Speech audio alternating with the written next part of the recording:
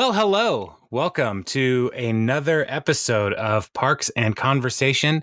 My name is Jason, and I'm joined all the way across town by my friend Jeremy. Say hello, Jeremy. Hey, how's it going? Good. If there are some weirdness in our conversation today, it's because the platform that we're using to record this podcast threw cameras at us today, and we're trying to catch them. But now we can see each other as we record. But it's a whole new thing. So is it the fact that we can across town? Is it the fact that we can see each other that makes it weird now? If there's some weirdness in the podcast, it's like, yeah, I can see just how boring I am. So I don't. Me too. I don't need that. The podcast platform is great when somebody just wants to pontificate and not know how bored they are. Yeah. So. And there's all kinds of new things happening. We use Zencastr, no E between the T and the R for some reason.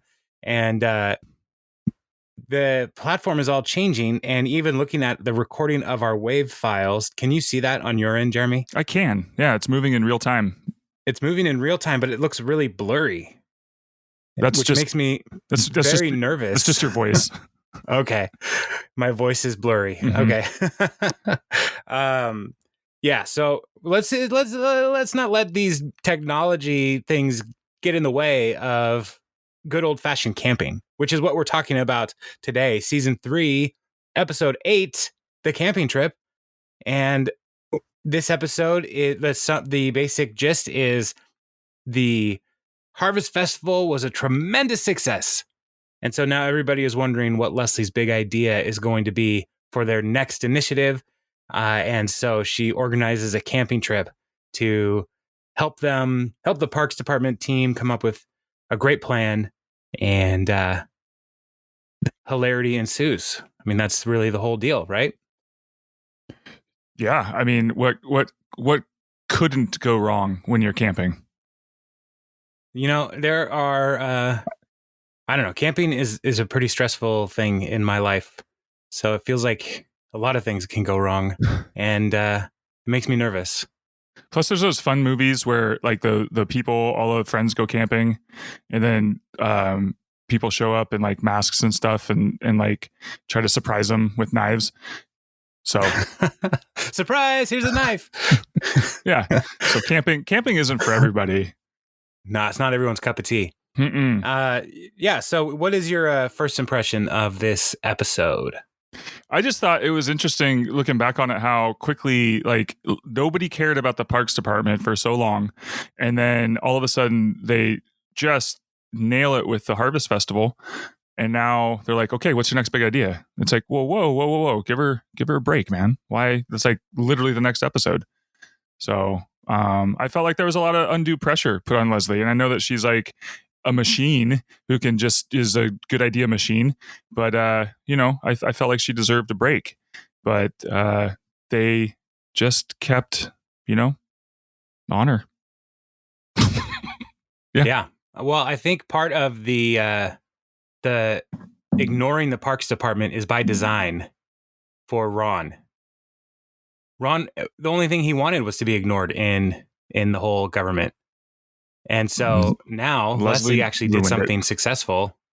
Yeah. So she's put all this pressure on them.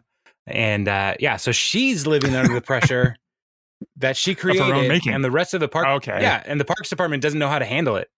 Like they anticipate that she's going to continue to be great.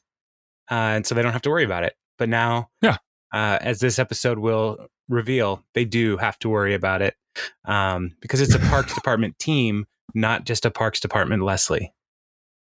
Yeah. So that classic There's no saying. Leslie. There's no Leslie in team. Yeah, exactly. So everybody knows that. Everybody. Sure. But so there is I in Leslie. Yeah, and there is less. So yeah, I think the letter math works out. So I like this episode. It's not one of my favorite episodes, but there are some very funny things in it. There are some great like one-liner jokes and scenarios that getting the team out of the office they have some different dynamics. So they like the fishing experiences. Sure. Tom and his tent. There's a lot of really good things that they're able to set up, taking them out of the office. I think what makes this one like actually, so instead of talking about Leslie's like all the pressure for this episode, what stuck out to me was just the two places, the camping in the woods and then where they ended up after, which I thought was just, I remember watching it for the first time and going, oh wow, this is interesting. Let's see where this goes. And it was totally worth it. It was great. So yeah, let's talk about it. Let's talk how they get there. Right. Okay. No. What were you going to say? The cold I felt like you're going to like go somewhere. No, I'm ready to start talking about it. Let's do it.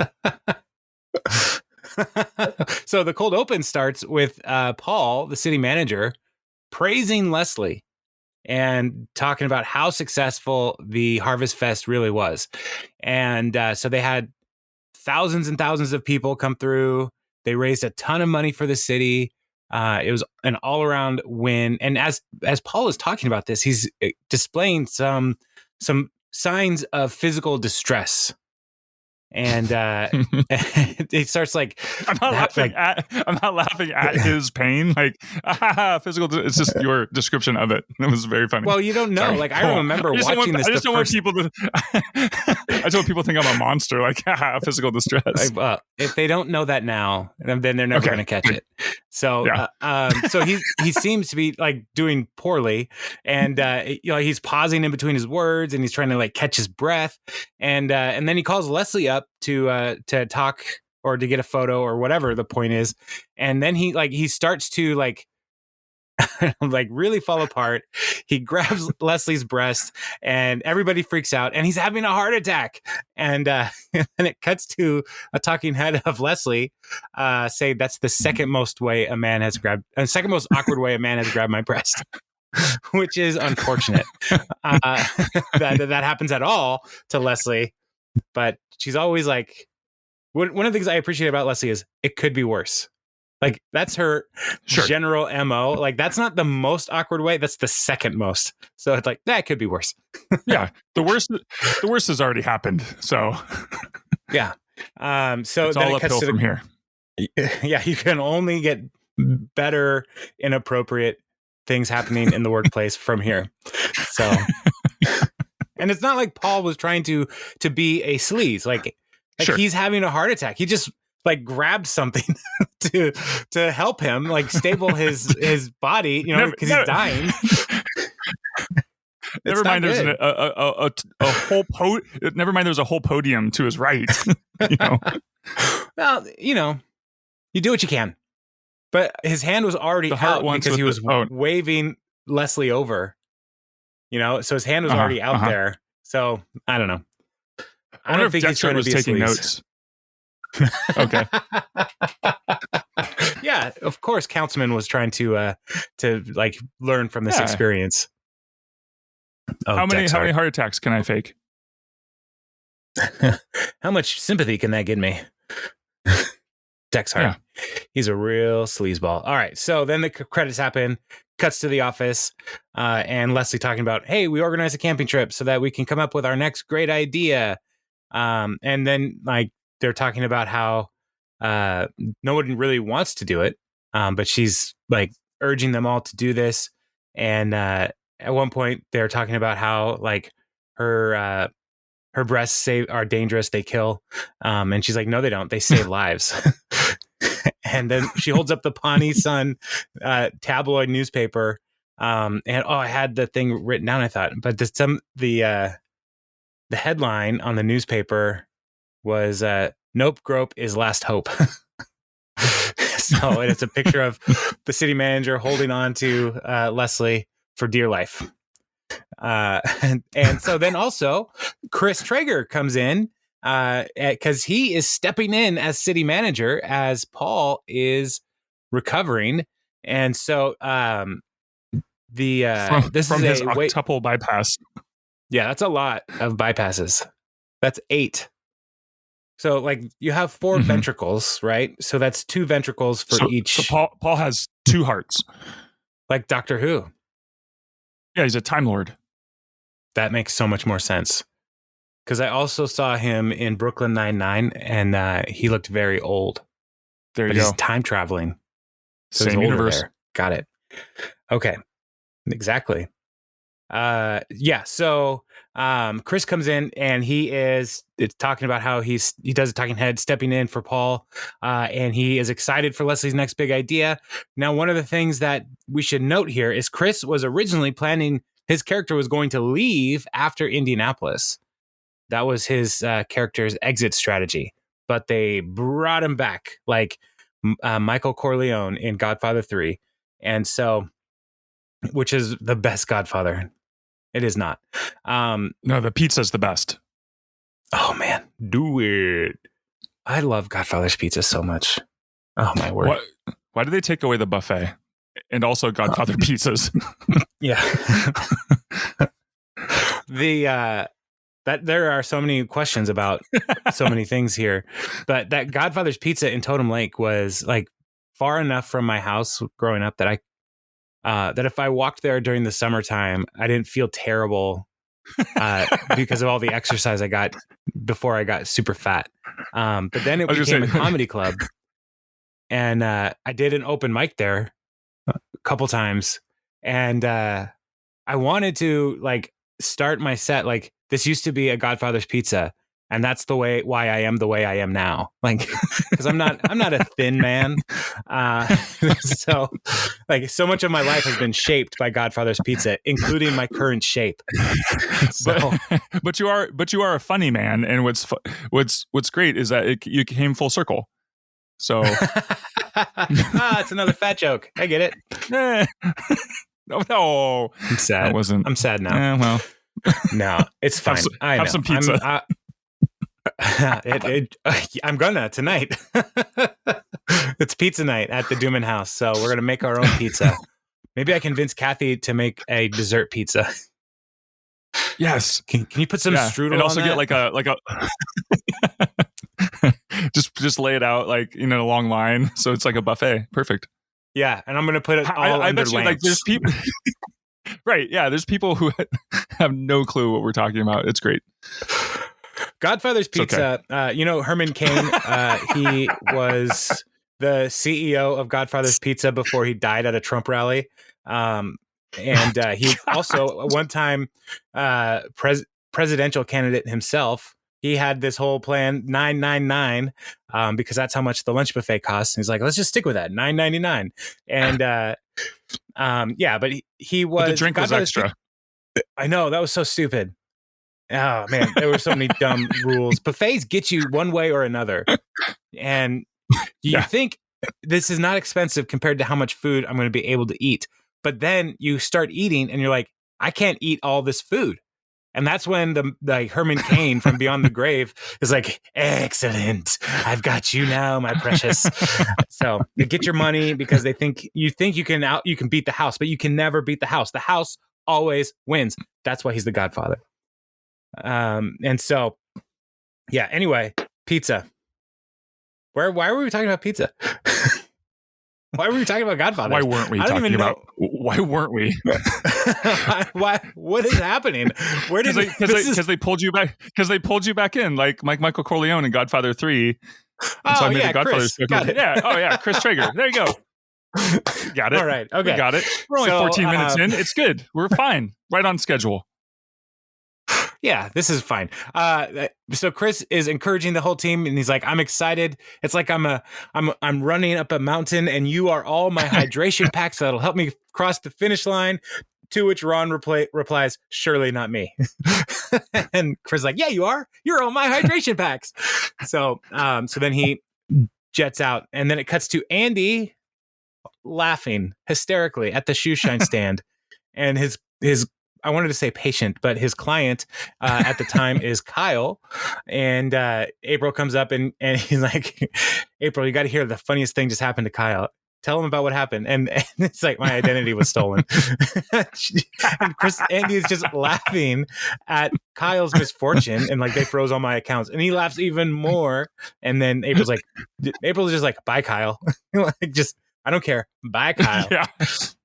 And so then so then she starts saying like, Leslie's making us go on this dumb camping trip, and I hate camping. It's outside, you can see the stars, and I hate that. And Andy's like, well, I'm going to convince you to love camping because camping is awesome. And so he is going to do everything he can. His whole arc for this episode is going to be trying to convince April to love camping. Camping is awesome. It can be awesome. I don't know. I have a house. Why do I want to take all my house outside? All my stuff is here, you know? Yeah. I don't know. And I used to go camping a lot when I was younger with my uncle and my aunt. And every time we went camping, it was usually like somewhere in the woods that I'm pretty sure was not a campsite. It was just like a place my uncle knew. And it always rained. Always. And so that was terrible. And then one time we went camping and it was somewhere out in the mountains, and we were driving from our campsite to the river, and there was a dude who like was in a motorcycle accident. He was cut up. He was messed up. And my uncle was like, hop on in. I'll take you. I'll take you to the hospital. And so like which was like really nice. Like this was great that my uncle would do this. So he took us back to the campsite and he left for hours. Like it's like with a strange dude who he found by the side of the road. It's like Good Samaritan story in real life. Yes. Awesome. But then also, when's my uncle coming back? I don't know. So it was kind of a win-win, win-lose tension moment there. And I think that was the last time I went camping with them. It sounds like a lot of most camping experiences. So yeah, you were getting it. That happened to you where you found a dude beat up just messed up on the side of the road? And who hasn't? Oh, okay. Well then, camping's awesome, I guess. No, we went hiking one time and we came back to our car and it was broken into.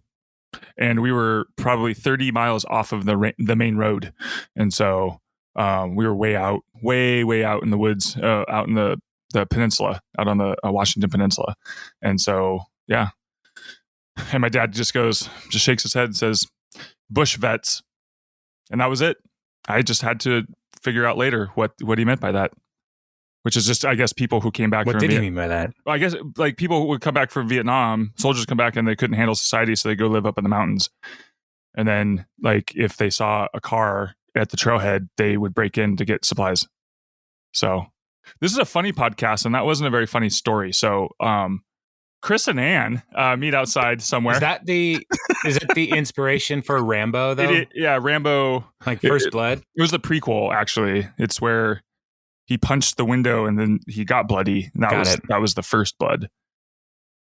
That was the first. Yeah. That makes sense. All right. You were saying something about Chris and Ann. What happens with Chris and Ann? I don't know. They were just outside. They run into each other in the hall and have an awkward exchange. Yeah, it's super awkward. Yeah. Like this. I'd love to catch up with you. To which Ann says, yeah, ketchup and mustard. And, because ketchup, like Chris, throws the ball back and he says, I relish your wit. I'm like, this is great. This is wonderful. And then she says, I salsa your face. So bad. It's all so bad. And again, Anne is coming to City Hall ultimately to see Leslie. So that's where the next scene is. She goes in, she's like, I ran into Chris. It was super awkward. And he's back and I don't know how to feel about it. And so Leslie then invites Anne camping because she doesn't work with them. She doesn't work there. Sure. Like, why does she keep inviting her to these things? She does not work there. But so she's going to come camping. Yeah. What? Sorry. Yeah. She has nothing else going on in her life, I guess. Like none of her work friends ever do anything with her. But yeah, that's a good point. I don't know. Yeah. Did you see the paper behind Leslie while she's doing this? While they were having that conversation? It said it was the Pawnee Journal again, and it says Harvest Bestival. Love it. Yeah, which I thought was funny. Harvest Bestival. So they go camping. This is the whole plan. So they get out to the campsite, and Leslie's got everything planned out minute by minute, and Ron is eager to get to brainstorming so he can go fishing. Did you see the name of the campground? They showed the sign. It was the Pawnee Campground, but then it was cut in half, and underneath it was Wamapoke County Forest, which I thought was so they co-opted. Yeah, that's funny. That's such a great little. They had to make a whole sign just for that joke. It was great. Yeah, they spare every expense. So Ron is eager to go get the brainstorming going so that he can go fishing. And the way he describes fishing is it's like yoga, but I still get to kill something. So it relaxes me, which is great. And then they're setting up the campsite, and I love Ben. He just has a sleeping bag, and he says, "I claim this part of the floor." And Ron's like, "It's called the ground when it's outside." I don't care. And he didn't buy a tent because he's like, "I don't go camping. I'm not going to spend $150 for this one-time thing." And everybody else is setting up tents. Tom's tent is amazing. It's fully furnished by Sky Mall. He's got a dog couch for a bed. He's got a ice cream maker. He's got his DirecTV and television. He's got everything all set up. DJ Roomba's back. Yeah, DJ Roomba's in the house picking up all of the outside. And so he's all set up to go. And then it cuts over to Andy's little tent that he set up for him in April. And it has flower petals that, as you can see, they smell amazing. And he spelled her name out in the flower petals. He's got champagne. He's got balloons. It's like a whole awesome thing. And he's ready to go. Ron... So like that, they're setting up the tents. Then it cuts to a meeting, and they're going for suggestions. Ron's suggestion is to return the profit to the citizens of Pawnee. And the math of it is pretty great. It works out to 83 cents per household before postage. So really good idea, Ron. Tom points out that no rappers have been to Pawnee, and he suggests they build an amphitheater for like millions and millions of dollars. And Donna suggests a luxury dog park, poodles only, no pooping. So I think it'll be great. Poop is not luxury, I guess. No, not at all. It's gross. So then April, Andy calls April, and she's like, "Where are you?" And this is the big reveal. Andy's in a totally different campsite. And so he's like, "Okay, I'll come to you." And so he's going to tear down all his stuff and then walk over there, which is great for Andy. And it's one of those things where it's like, I wonder if his schedule that week was bizarre. And so they're like, we need him to be here, but not for the whole thing. And so he's going to do his own thing that he can do in like an afternoon while the rest of the team is recording their other stuff. But he packs up all his stuff and starts going over there. April is annoyed camping, and there is a babbling brook that won't stop babbling. And so she yells, "Shut up," to the air. So April's doing great. Cuts back to the meeting, and Ben is suggesting investing profits for 4% interest in building a nice nest egg for the city, which is a good idea, Ben. Ben, that is a good idea. But it's not exciting to anybody. And then April says, "I didn't come up with anything because we're just going to do whatever Leslie says." And everybody else on the team was like, "Yup, whatever Leslie says, that's what we're going to do." And Leslie's not happy about that. So and I love how Tom calls out Ben, like when with his thing is like, he actually does what you do with Anne. He's like, "Why are you still here? The Harvest Festival's over. Go, like, why? That's a stupid idea, White Urkel. Go away." White Urkel. I do love that. He should be less involved with the Parks Department in theory. Like, he should be more concerned about the whole city, but the Parks Department is where the hot financial action is right now. So Ben's whole job is finance for the city. So that's where he needs to be. So yeah, it makes sense. But Tom is also just annoyingly pestering of Ben's good financial idea, because it is a good idea. It makes dollars and cents. Call me Bond, municipal bond.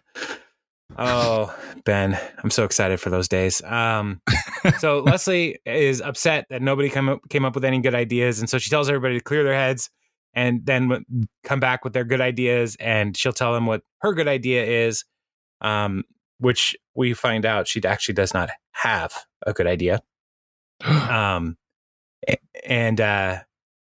So her and Anne start talking, and she's like, Chris wants the next project to generate revenue, so we got to figure out a way to do that. And Anne tries to pump Leslie up, like, you're Leslie Knope, you can do this, you've got this. Cuts to Andy, who is walking back with balloons, his backpack, and his guitar. And April calls, and they have terrible connection. And so one at the point he says, walk around in circles like I am, so the cell phone can triangulate the call, which doesn't work. Also, which doesn't work. This is a PSA, people. Yes. If you don't have good cell coverage or reception, don't just raise your arm up thinking you have made a tremendous difference in your distance to relationship to the satellites. Like, that did nothing for you. A higher phone at arm's length is not a solution to bad service. Drives me nuts. Listener, I've been with Jason out in public events where you could say that cell service has been marginal at best, and just the look of disdain on Jason's face when he sees multiple people raising their cell phone, not with the light, like, hey, we're like, they're trying to get cell service so they can send that picture or whatever. And every time it doesn't matter. I just need you to know this is a real sticking point for him. So just keep him in your thoughts and prayers during times of low cell coverage. Yeah. Thank you. Mm-hmm. This last year, one of the blessings of COVID is that I did not go to CenturyLink Field, now Lumen Field, to see all of the people trying to do that exact move, because that field, while, funded by a tech giant in our region, Paul Allen helped make that thing happen. It is a cell phone dead zone, and it always has been. I've had 2 different cell services there, and both different companies, terrible. And there are 67,000 people crammed into that place, and Linda thinks that if she just raises her arm a little higher than the people around her, then all of a sudden she's going to break through the bogged down network system. It's like, no, Linda, it's not how it works. Never mind that Linda's on the 100 level and there's another 20,000 people at the 300 level about 100 feet up. So, and they're just Facebooking like crazy. It's like, oh man, I love the internet up here. It's like, listen, so rich people down on the 100 level, you paid for those seats. At least let us have this. Let us be able to distract ourselves from how cold and rainy it is up here. But yeah, anyway, it really bothers me. But Andy's whole plan is so many people think they have the theory on what's going to make my cell service better. It's like, it's not. Sometimes it just sucks. Deal with it. You're in the woods. So, yeah. And so he's like, I'm going to come to you. I'll find you.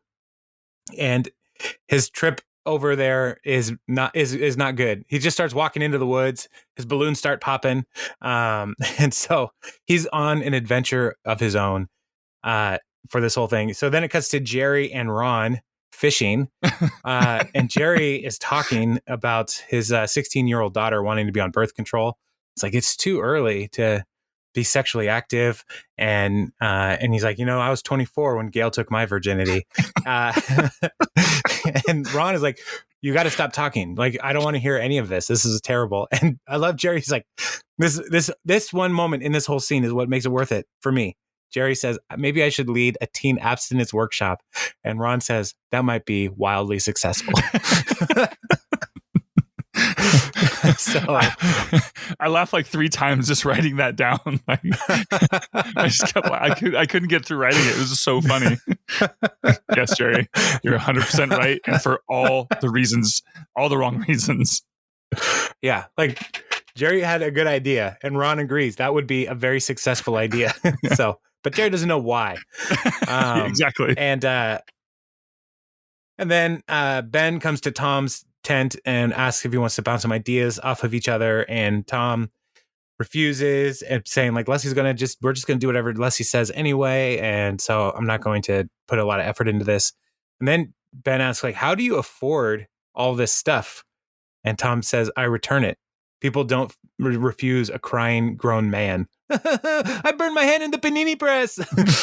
So so he's just going to return all this stuff. And I would love the like the cold credit scene or whatever, where Tom is trying to return all this stuff. Like the excuses he gives, like making a montage. Yeah. You were saying? I was going to say, it's funny because this is the second time in a show where someone has burnt themselves with a panini press. Okay. I mean, no, I take that back because it wasn't a panini press, but it was an electric, let's say, food making griddle / press device. So there you go. Yeah, the George Foreman grill is a panini press. It's just on an angle. Yeah, so all the you knock out the fat, right? So and also, how are we skipping over the Sky Mall portion of this? Like who shops from Sky Mall? Like, do people take those magazines home? Like, I thought that was just something you looked at on the plane while you were waiting to leave the tarmac. Well, sadly, Sky Mall, R.I.P. You don't have it anymore, which is a real bummer. Because, but you are free to take those magazines. You don't have to leave them there. I didn't know that. So maybe that's why they folded. Yeah, that's probably because they're printing out all these magazines, and people are like, "I'm gonna take this home so I can laugh at you." And talk like, who's going to need this sword from Lord of the Rings? Like, there's 8 pages of Lord of the Rings paraphernalia in Sky Mall. Like you tell your friends about how terrible Sky Mall is, and so that might be why they folded. But you could take home the Alaska Airlines magazine. That's for you. That's yours. You paid for that in your seat. Michael Scott also, and I can't get an extra. Michael Scott would like read the in-flight magazines. Like he would take them. Like this is something you can have. So, but you can't have like extra cookies or whatever. But you can have as many magazines as you want. Okay, take them all. And then you'll know like, when you're flying. If you're flying in the next month, you can look to see like, well, what is on the airline movie from east to west at late night. Because those are also listed in there. So unless they have what 2005 movie will be playing, most of it anyway, and at a terrible rate or frame aspect ratio. Yeah. So I watched. I was on a flight when they were playing the Grand Budapest Motel. Or Hotel, not Motel. That's a good film. It's a good film, and I had not seen it. It's just and I wanted to see it, but I didn't want to have my first viewing of that as the in-flight movie. And it was like there was no on-demand movie options. It was just what was up on the TV above, and I had to fly for 2.5 hours, just keep my head down so I didn't see any of this movie. And every time I looked up, like the aspect ratio was changing, and I was like, "What is happening with this movie?" Yes, and that is actually a part of the movie, but I just thought it was dumb, like airplane being dumb. So, anyway, okay, so back to what we're here to talk about. Ben and Leslie, they go on a walk. And Ben's like, wow, the sunset is beautiful. And Leslie explains that it's the pollutions from the Sweetums factory. It's beautiful. But is it worth the asthma? And Ben says no immediately. But Leslie's like, well, we'll see. I wonder if it smells good though. Probably smells like syrup. Yeah. I bet Pawnee actually smells amazing. Like they have a candy factory. It probably smells really good. And that's probably why the raccoons are there all the time. Right. We're piecing it together. Yeah. So they made the problems for themselves. And then Ben thinks Leslie will come up with a great idea. And Leslie is the Energizer Bunny of city government. And she's still just like, I don't have anything. She's nervous. Then they cut back to the campfire, and Ron is telling a horror story about property rights. That's what I wrote down. Ron telling a horror story about property rights. So that even though it was her own private property, she would have to submit it for a state inspection. And then Ben and Leslie show up, and also they were like, "Did you hear that? Did you hear that?" And it turns out Chris Traeger is running out to see them at night in the woods because he just can't help himself. And Andy is still walking in the woods in the dark by himself. And there are no more balloons. They're gone. So if you see him just walking, the silhouette of balloons, that's over. And this is where Leslie reveals that she doesn't have an idea. And so her idea is to keep working. Oh, I skipped something. Chris and Ann go and talk. Ann's like, "Can we talk about us?" And so they leave. I didn't write that down. But so now it's just the Parks Department, and Ben, and Leslie says, "I don't have a great idea. And so let's just keep working all night. No one is sleeping. Let's power through." And that is a terrible idea. And people are hungry and complaining, and there's nothing to eat because Jerry scared all the fish away with his loud personal stories. And so this camping trip is just falling apart. So cut to even Donna's joke. Donna's joke is like, "I miss my canopy bed." Because it's like, there's nothing, there's no nature above. Like, I want to be protected. Yeah. And it's been one night. It's not even a whole night yet. Like, I miss my canopy bed. It's like, I just want to go to bed. Like, how can you miss it already? So they, Anne tells Chris that as they're walking, that she was really embarrassed by the way he dumped her. And so Chris says, "Let's talk about us right now. And let's go to this diner where we can have egg white omelets and talk about us." And so they're going to do that. And so Ron is trying to get the tent started and the van started, and it won't start. And then he sees that there's a line going into Tom's tent, and the Thunderdome, as he's calling it, has drained the battery of the van. And so now people are even more upset. And Jerry's like, "I just packed everything up and now I have to unpack everything." And so then he says, "There's a bed and breakfast just up the road. Let's go there." So they all walk to a bed and breakfast in the dark in Pawnee in the woods. It's all so many bad ideas. And it's called The Quiet Corn. And I just wrote down, it is a terrible place. I would never want that. Have you been to a bed and breakfast? No. I mean, I've been to like not really a true, like a traditional bed and breakfast, like smaller kind of overnight resort type places where they have a breakfast, but not where like there's some old cat lady serving breakfast at between 5:30 and 6:15 a.m. Have you? Yeah, I have been to a bed and breakfast, and I did not like it. Because like we went and we like a group of people rented the house, like our friends, we rented this bed and breakfast. Like we took all the rooms, this group of people. Oh wow. But the downside is if you don't do that. Did you get all the breakfast? I had some of the breakfast. It was the breakfast was fine. But as I was there thinking about this bed and breakfast, it's like a hotel is nice because you have like your own bathroom, your own space. A bed and breakfast is like a shared space with strangers. Like, I don't like that. I don't like that at all. And so, I mean, it's just fortunate that nobody else had reserved the Quiet Corn with their super early breakfast and so many cats. So, I mean, I'm surprised that it was open at all. And what's her name? Elsa Clack. Elsa Clack.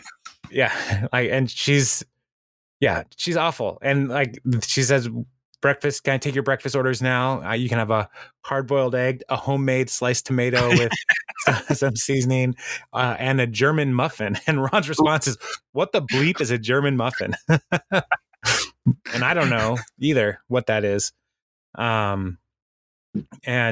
So they Ben and Tom are roommates, and Tom immediately like, "I claim the bed," and Ben starts reading the guest journal, and they are instantly grossed out by the people who wrote in about their exquisite nights of intimacy.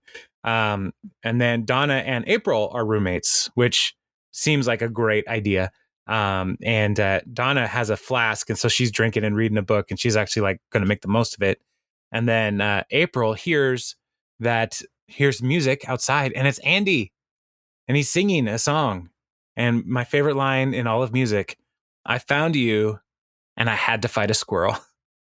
So it's just beautiful, just beautiful. And that's something that I say even today when am looking for something in my house and I find it, whatever it is, I say, I found you and I had to fight a squirrel. So, yeah. So April runs out there and she's going to stay with Andy in the tent. And he's like, it was much nicer at the original place I set it up. And I brought flower petals. I brought champagne. I had to drink most of it to survive.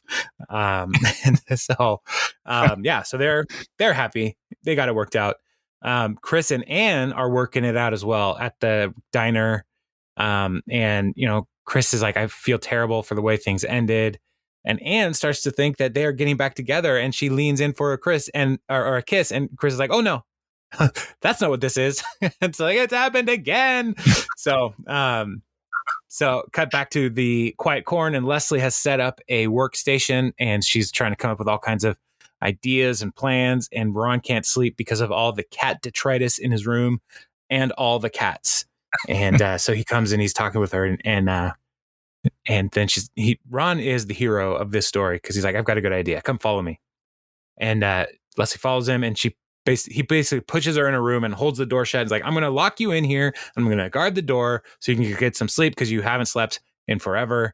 And Miss Clack comes out and like tells him, like shushes him. He's like, Mrs. Clack, go back to your room or I'm going to like shove a German muffin in your mouth. And I love too at this point, like Leslie's trying to escape through the well, I would have called it a window above the door. Yeah. But Ron says, no, I've checked. The transom is painted shut, which I thought was a great joke. But I also wanted to know, I bet you that Nick Offerman was the one who knew what that was called and not, I don't know, the writer. In my head canon, like that was all Nick. And just the way he just kind of rolled it off his tongue, like the transom. I was like, I don't even know what a transom is. And yeah, Ron is the man. Yeah, I've seen those things over doors before. Sure. And I've always wondered, why would you want that? But the basic reason to have a transom is to have airflow and still be able to like close your door. So it's like a pretty good idea. Yeah, so the cat dander can get out. Yeah, and but somehow, some way, they painted it shut, which people painting wood window frames, yeah, such a bad idea. Like, don't do that. You guys, don't paint your window frames. You're going to want those to be opened from time to time. Do. The star rainbow thing. There you go. So Ron, so he traps her in there to get some rest. The next day, cut to the city hall. Ron is whittling. And it looks like he's whittling a bust of his own face. When I was like, that looks like Ron. And so he's there, and Ben and Chris are waiting for Leslie. And Ron's like, she'll show up. And she rushes in and she's like, I didn't get, sorry, I'm late. I slept 7 hours, which is twice as much as usual. Which that's impressive. And she shows up with a million ideas. And Chris is eager to just jump on the first one. And Les is like, no, I've got more ideas. So like turning the ranger station into a planetarium, and having different theme nights in the parks. Like, yeah, these are good ideas. So Leslie's back. She says, people say you're only as good as your last idea. I say you're only as good as the people you work with. And it's a nice little bow for this whole episode. And then it cuts to the credit scene, and Miss Clack is playing the harpsichord, and Jerry is loving it. Just so totally into this Ode to Joy cover on the harpsichord. And Ben tries to escape, but he can't get out. And so he sits back down, totally defeated. And then it cuts to his talking head in the hallways, like, she died 29 minutes later. So, yeah. When I was writing this down, it was the first time I noticed that I was like, oh, it's Ben and Jerry. And so I wrote down they should make an ice cream called Quiet Corn, Ben and Jerry's Quiet Corn Ice Cream. And it could have candy corn in it. Yeah, candy corn with a cat on the, like a cat and the corn cob. Sure. Is there a cat themed candy? I mean, no, I don't think so. You could probably because cats are gross. You could repurpose Peeps, I guess. Those are bunnies. That's the closest animal candy I can think of. Cat candy. No, nothing's gross. Coming to mind. That sounds really gross. You know, they could just make like an animal cracker in the shape of a cat. Yeah. Put it in the Ben and Jerry's and candy corn. And what kind of ice cream base? Because you could go with vanilla, but is that the best option? Probably either tomato or leek jam. With leek jam swirls. Jeremy, you laugh, German muffin. But we've had tomato ice cream before. No, yes, we have with basil. It's good. It was. I mean, I don't know. Say good. I would say it's a thing I had. It numbers among the ice creams that I've had in my life. Yeah. But if it were a serious base, I would probably. I mean, vanilla. Just because I'm not coming up with anything good right now. Well, because candy corn is such a powerful, especially when it's frozen. I don't know how. Yeah, it could be a little like jawbreaker if it's frozen. But yeah, I don't know. We'll have to think about it. People, tell us what you would do with your ice cream flavors for the quiet corn candy, quiet corn cat ice cream. If you have a suggestion for what to do with that ice cream, then send us an email to parksandconversation@gmail.com. And we'd love to hear from you. And also, hey, tell your friends about this little podcast that we're doing. Maybe not this episode because there were a lot of weird video things that we're trying to figure out here. But for the most part, I'm really happy about what we're making here. So tell your friends, and next week we're going to be talking about the fancy party, which is a very important episode. And I think I've got some theories about how all this comes about. But yeah, the fancy party. We're going to see the animal control people. We're going to have so many good things. John Ralphio's in this one. Oh man, John Ralphio.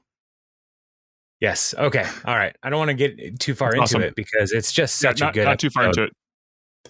I have to leave that page so I don't get to talk about it. So I just wanted to add just one little thing, and it's more like show and tell. I didn't really think this through, so this isn't really like, this is off the cuff right now.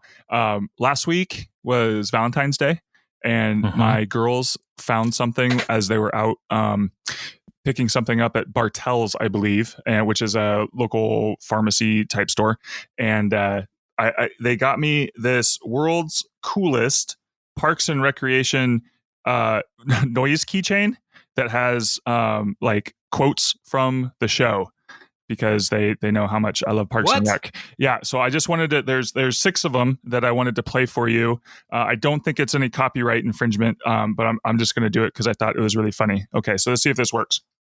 I am super chill all the time. Is that still in the case? Yeah, I haven't opened. I'm not. This thing is pretty big. I know you can't see it, listener, but it's about the size of what I would describe as a large keychain. So it's really big. So yeah, the first one's Leslie saying, "I'm super chill all the time." I am super chill all the time. I know more than you. That's awesome. That's coming up later. That's one of my favorite Ron Swanson quotes right there. All right. I declare that everything you are saying is stupid. I declare everything you are saying is stupid. I have no idea what I'm doing, but I know I'm doing it really, really well. And I think that's kind of like, that should be like almost our tagline for the podcast, which is good. You had me at beat 4 3 words for you. Yes. Yo. Oh man, That is awesome. Yeah, it was just kind of fun. So they were pretty stoked. We played. And there's only 6. Yeah, I know. And Ron's 2 of them. So yeah. But I have nothing. It's official, like NBC's logos on it and everything, but it's called the world's coolest. Anyway, I thought it was kind of funny. So it's got the Pawnee, Indiana's little official seal. That's very cool Up there. So yeah, anyway, there you go. There's stuff out there still to this day. The coolest thing. Yeah. Yeah. That was nice. Wow. They're thoughtful kids. Well, so now I'm going to have to go scour all the local Bartell and see if I can find one for myself. Yeah. Treat yourself. Oh, heck yes. Love it. So yeah, was there any good? Did you see any? Awesome. Well, thank you for sharing that. Oh, you're well. Anytime I come up with Pawnee inspired, show and tell items, I'll share. Was there any like trivia or anything that you found?